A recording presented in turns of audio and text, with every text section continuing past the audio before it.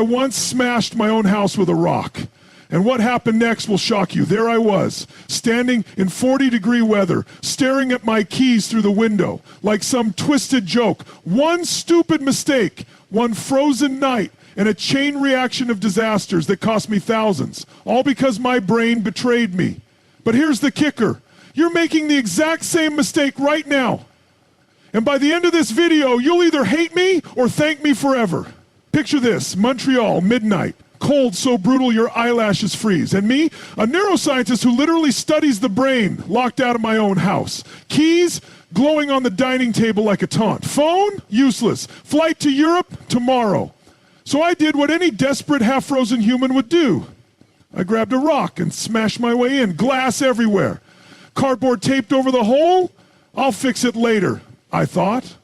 Spoiler, it got worse. Next morning, Cortisol City. My brain was oozing stress chemicals. Forgot my passport, missed my flight, ended up stuck by airplane toilets for 8 hours. And here's the terrifying part. I'm the guy who knows how stress melts brains, yet there I was, a walking disaster. But this isn't just my shame story. This is your wake-up call. Because whether it's lost keys, medical decisions, or life-altering choices, your brain will sabotage you when it matters most. Then, plot twist, I had dinner with a Nobel Prize-winner, and he dropped this bombshell. Do a pre-mortem. Not a post-mortem, that's for disasters. A pre-mortem. Imagine your future failure before it happens. What went wrong? How? Now prevent it?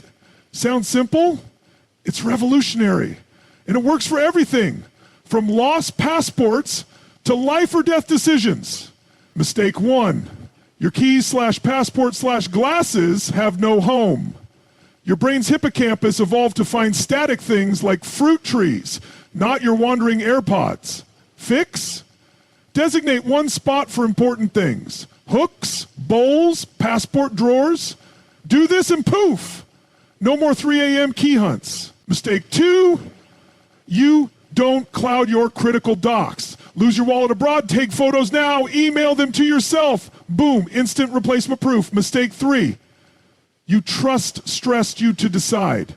That doctor pushing statins, that surgery with 50% side effects, ask for the number needed to treat. 1 has helped. 15 get horrible side effects. You're 15x more likely to be harmed than helped. Yet no one tells you this. The life having closed, do this tonight. Here's your 60-second survival task. Pick one home for keys/wallet/passport. Start tonight. Photograph every critical card/license right now. Email it to yourself. Write what's the net on a sticky note. Slap it on your medical files. Because here's the truth.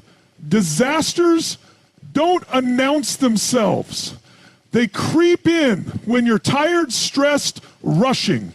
But you've got a weapon now. And if you do this today, that midnight panic, that missed flight, that how did I mess up this bad moment, gone. Let me tell you about the night I became a burglar in my own home. There I was, standing on my porch in 40-degree Montreal winter, watching my keys taunt me from the dining table through the window. One stupid mistake, leaving them inside, and suddenly I'm weighing whether to call a locksmith at midnight or take matters into my own hands. Spoiler alert, I chose the rock through the window option. And that was just the beginning of a comedy of errors that cost me thousands and taught me the most valuable lesson about how our brains betray us when we need them most. Here's what you need to understand. Your brain is wired to fail you in moments of stress. As a neuroscientist, I knew this theoretically. But it wasn't until I found myself crawling through a broken basement window that I understood it viscerally. The next morning, sleep deprived and stressed about the gaping hole in my house, I forgot my passport. Cue frantic taxi rides through snow, missed flights, and 8 miserable hours wedged next to airplane bathrooms. All because stress chemicals had turned my normally sharp mind into mush. This is where the story gets interesting. A month later, I'm having dinner with Nobel Prize winner Danny Kahneman, and he introduces me to the concept of prospective hindsight, what psychologists call the pre-mortem. Instead of analyzing disasters after they happen, you anticipate them beforehand. It's like giving yourself a crystal ball to spot future failures before they occur. And it works for everything from lost keys to life-altering medical decisions. Let me show you how this works in real life. Take something as simple as your keys. Your brain's hippocampus evolved to remember static locations like where the river is, not moving objects. That's why you lose your keys daily. The fix: create a single, unchanging spot for them. A hook, a bowl, whatever. Just make it non-negotiable. Same with your passport. Designate one drawer. Your future self will thank you when you're not tearing the house apart before an international flight. But here's where it gets really important. Medical decisions. Imagine your doctor says you need statins for high cholesterol. Before you say yes, ask one critical question.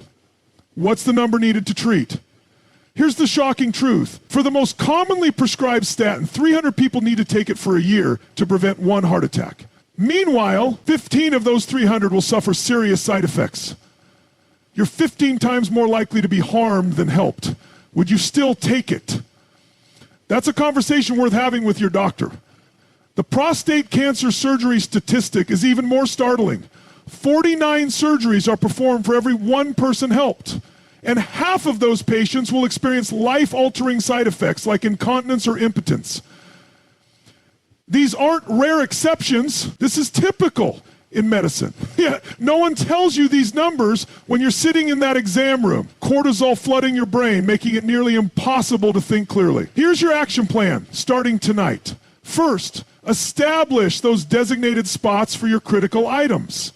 Not tomorrow, tonight. Second, photograph your important documents and email them to yourself. Third, write what's the end thing on a sticky note and put it in your medical files. These simple steps could save you from disasters far worse than my broken window fiasco. Because here's the uncomfortable truth I learned the hard way. We're all just one stressful moment away from making a decision we'll regret. The difference between chaos and control comes down to putting these simple systems in place before you need them. That snowy night in Montreal taught me that the hard way. But it doesn't have to teach you the same lesson. Start with these steps today, and you'll be amazed how many future disasters simply never happen. That night taught me something terrifying about human nature. We're all just one moment of stress away from making life-altering mistakes. And here's the scary part. The more educated and successful you are, the more vulnerable you might be. Why? Because smart people like you and me, we trust our brains. We believe when the pressure's on, we'll rise to the occasion. My broken window proved that's a dangerous fantasy. Think about the last time you lost something important. Your keys, your wallet, your phone. That wave of panic, that's cortisol flooding your system, systematically shutting down your higher reasoning. In that moment, you're not you anymore.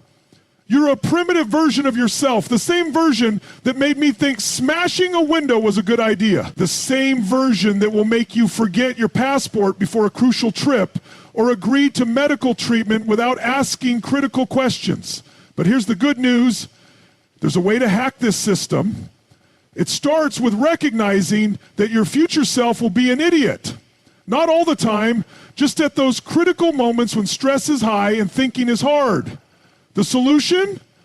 Build idiot-proof systems now that your current smart self can design. That's what the pre-mortem is all about. Engineering your environment so that even when you're at your dumbest, you're protected from yourself. Let me give you 3 life-changing applications of this principle. First, the single spot rule. Everything you regularly lose gets one designated home. No exceptions. Your keys live in that bowl, your passport in that drawer, your glasses on that table. This isn't about organization, it's about creating external memory when your internal memory fails. Second, the cloud backup rule. Your important documents should exist in photograph form in your email. Not just on your phone, not in some app. In an email you can access from any computer on earth. Third and most important, the NNT question. Before any medical decision, you must ask, what's the number needed to treat? If they can't or won't tell you, that's your red flag to walk away. Here's what's fascinating about these strategies. They don't require willpower. They don't depend on you being your best self. They work precisely when you're at your worst. That's the power of the pre-mortem approach. It assumes you'll fail and builds guardrails accordingly. After my Montreal disaster, I installed a combination lock with a spare key by my door. The combination? My birthday, something even my stressed out future self would remember. That's the kind of smart defense mechanism we all need. The most dangerous assumption we make is that we'll think clearly in a crisis. The truth? Stress turns PhDs into panicked children. It makes doctors forget their training and CEOs make rookie mistakes. The difference between those who survive these moments and those who don't comes down to one thing. Who set up better systems in advance? That snowy night could have cost me my job, missing that European meeting, my health, frostbite from crawling through glass, or worse. All because I trusted that I'd remember my keys. Never again. So here's my challenge to you today. Identify one area where future you is likely to screw up. Maybe it's losing your wallet before a trip. Maybe it's agreeing to unnecessary medical treatment. Maybe it's making a financial decision under pressure. Then engineer a simple system right now while you're thinking clearly that will protect future idiot you. Because that moment of crisis is coming. The only question is, will you be ready when it does? Here's the uncomfortable truth nobody wants to admit. Your brain is designed to fail you exactly when you need it most.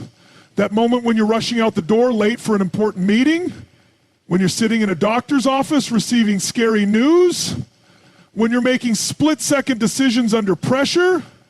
That's precisely when your higher reasoning shuts down and your inner caveman takes over. And I've got the broken window in this flight to prove it. But what if I told you there's a way to outsmart your own biology? A method so simple it seems stupid until you realize it's kept me from recreating that Montreal disaster for years now. It starts with this radical acceptance. You will forget. You will panic. You will make terrible decisions under stress. The goal isn't to prevent these moments. That's impossible. The goal is to make them harmless when they inevitably occur. Take my key, for example. After that night, I didn't just create a designated spot for them. I created multiple redundant systems. There's the hook by the door, the spare set in my office, the emergency set with a trusted neighbor. Why? Because I know future me will still occasionally leave them on the kitchen counter. But now, that mistake can't possibly lead to another broken window. That's the power of what I call fulfill-proofing your life, not by trying to be perfect, but by ensuring your inevitable failures have no teeth. This principle applies even more crucially to medical decisions.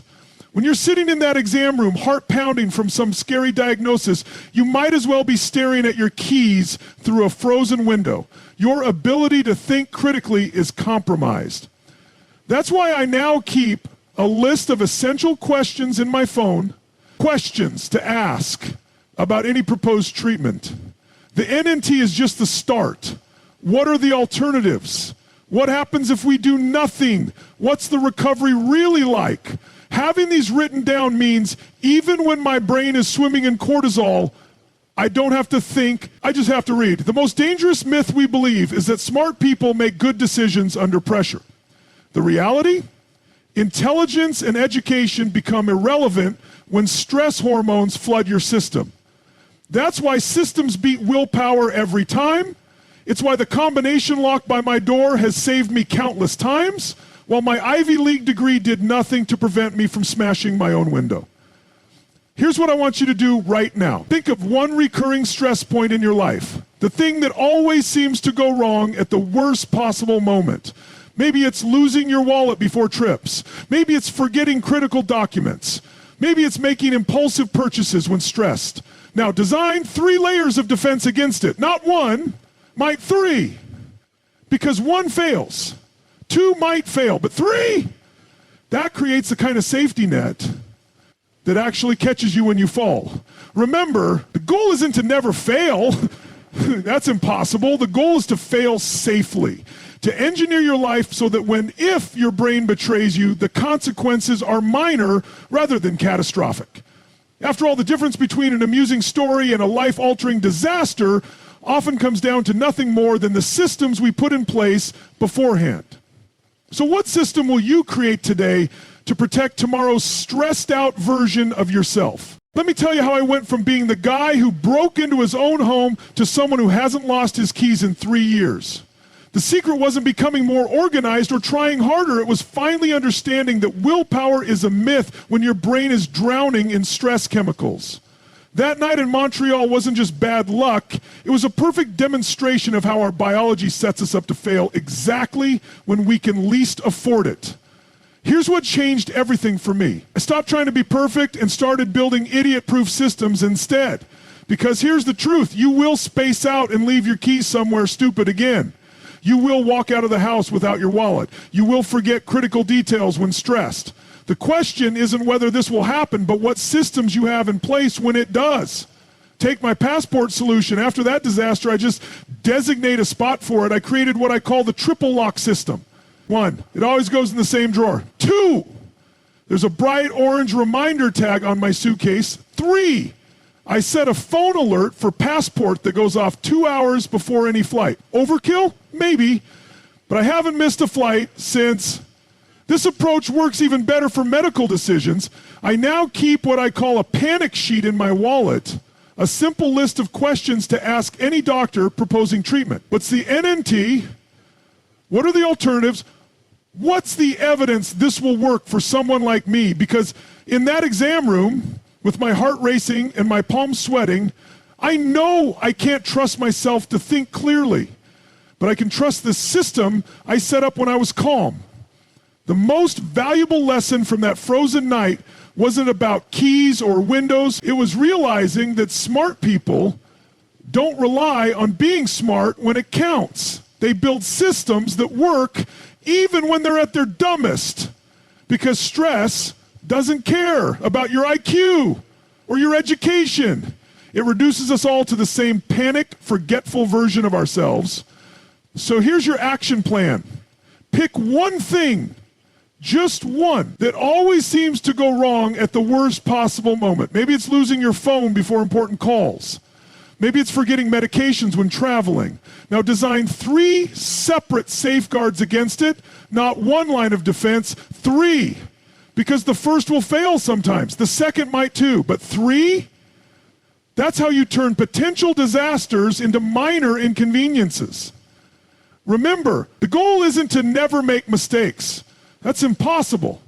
The goal is to make sure your mistakes can't ruin your life. Because the difference between a funny story and a life-altering catastrophe often comes down to nothing more than the systems we put in place beforehand. So what's your first system going to be? That night in Montreal taught me something profound about human nature. We're all just one moment of distraction away from disaster. But here's what nobody tells you. The solution isn't trying harder, being more careful. It's building systems so foolproof that even your future, stressed out, sleep-deprived self can mess them up.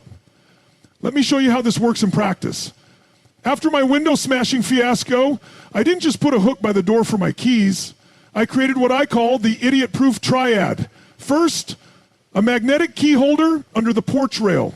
Second, a spare set in a lockbox only my best friend knows the code to. Third, and this is the genius part, a $20 smart sensor that beeps my phone if the front door stays unlocked for more than 5 minutes. Overkill?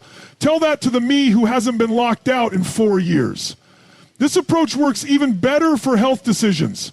When my doctor recently suggested a new medication, I didn't rely on my stressed brain to ask good questions. I pulled up my medical BS detector note in my phone, a list I created when calm, that asks, 1, what's the NNT? 2, what's the worst case side effect? 3, what's the do nothing option? Suddenly, what could have been a panicked yes became an informed conversation. Here's the uncomfortable truth. Your future self will be an idiot. Not all the time, just at the worst possible moments. The key is to design your life so that when your brain checks out, and it will, the damage is contained. Like setting up guardrails on a mountain road. You don't plan to drive off the cliff, but the guardrails are there just in case. So here's your challenge. Pick one area where you consistently mess up when stressed or rushed. Maybe it's overpaying for things when panicked. Maybe it's skipping workouts when busy. Now engineer 3 automatic safeguards, not reminders, but actual systems that work without your conscious effort. Because willpower fails. Good intentions fail. But well-designed systems, they work even when you're at your worst. Remember, the goal isn't perfection. It's creating enough friction between your mistakes and disaster that you always have time to course correct. Because that's the real lesson from my broken window. It's not about preventing every mistake. It's about making sure no single mistake can break your life. Continue without heading and subheading. That frozen night in Montreal didn't just teach me about keys and windows. It revealed a terrifying truth about how we all live. Right now, at this very moment, you're probably making at least 3 critical mistakes that could cost you thousands, ruin your health, or destroy important relationships. And here's the worst part. You won't realize it until it's too late, because just like me staring through that icy window at my keys, you're blind to the disasters already in motion. But what if I told you there's a way to spot these ticking time bombs before they explode? After years of research and personal trial and error, I've discovered that nearly every major life disaster shares the same 5 warning signs. And once you know them, you can literally see trouble coming months. The first red flag, when something feels just slightly off. That gut feeling you ignore when signing a contract, starting a new medication, or trusting someone new. Your subconscious is screaming a warning, but your conscious brain rationalizes it away. Take my medical checklist system. It's not just about asking doctors tough questions. It's about recognizing the subtle patterns that precede bad decisions. Like how we all tend to rush important choices when we're hungry. They call it hangry for a reason. Or how we ignore red flags when we're emotionally invested. My checklist now includes what I call decision weather. Am I tired, stressed, hungry, or emotionally charged? If any box is checked, the decision gets postponed. The most dangerous lies are the ones we tell ourselves in moments of stress. I'll remember this time. This exception won't matter. I can handle it. My broken window proved these are fantasies. The solution, what I call preemptive humility. Designing your environment assuming you'll be distracted, overwhelmed, and irrational at the worst possible times. Like putting passport photos in your cloud storage before you need them. Like setting up automatic bill pays before you're cash strapped. Like having difficult medical conversations with loved ones before there's a crisis. Here's your survival toolkit. First, identify your personal disaster patterns. What kinds of mistakes do you make when stressed? Second, create visible physical systems that don't rely on willpower. Think key hooks at eye level, not in drawers. Third, and most crucial, build in mandatory pause points before big decisions, what I call speed bumps for the mind. Because here's the ultimate truth my broken window taught me. Smart people don't rely on being smart when it counts. They build systems so robust that even their future idiot selves can't screw things up too badly. So ask yourself right now, what invisible disasters are you currently barreling toward? And more importantly, what's your plan to make them impossible? The ultimate takeaway, how to future-proof your life against your own brain, that night in Montreal, freezing, frustrated, and smashing my own window, wasn't just a comedy of errors, it was a masterclass in human vulnerability. It proves something unsettling. No matter how smart, prepared, or disciplined you are, your brain will betray you when stress hits. But here's the liberating truth. You don't have to outsmart stress. You just have to outmaneuver it. And after years of research, experimentation, and hard lessons, I've distilled the solution into 3 unshakable principles. 1, assume you'll fail and plan for it. The biggest mistake we make is believing we'll rise to the occasion under pressure. But neuroscience doesn't lie. Stress floods your brain with cortisol, shutting down rational thought and turning you into the worst version of yourself. The fix? Stop relying on willpower and start engineering your environment. For physical items, keys, passports, wallets, hook by the door, plus a spare key in a lockbox, plus a smart sensor that alerts you if the door's left unlocked. For health decisions, prepare scripts for doctors before you're in panic mode. What's the ending to? What's the worst side effect?